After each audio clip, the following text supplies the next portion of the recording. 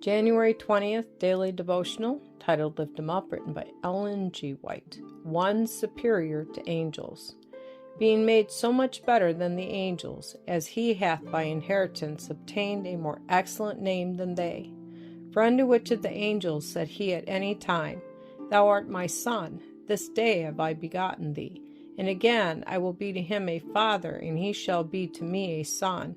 And again, when he bringeth in the first begotten into the world, he said, And let all the angels of God worship him. Hebrews chapter 1, verses 4 through 6.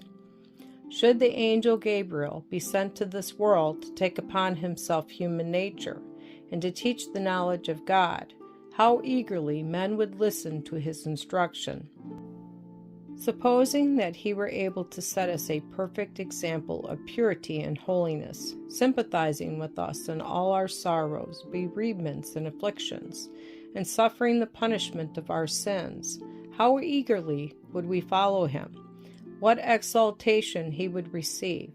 Men would desire to place him on the throne of David and to gather the nations of earth under his banner. If, when this heavenly being returned to his home, he should leave behind him a book containing the history of his mission, with revelations regarding the history of the world, how eagerly would its seal be broken? How anxiously men and women would seek to obtain a copy, thinking people would store up the precious instruction for the benefit of future generations. Thousands from all parts of the world would copy the words of this book. With intense interest they would read and reread its pages. For a time all other interests would be subordinate to a study of its contents.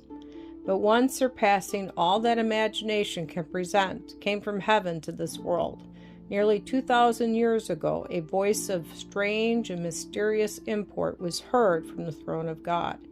Sacrifice and offering thou wouldest not, but a body hast thou prepared me. Lo, I come to do thy will, O God. Hebrews chapter 10, verses 5 through 7.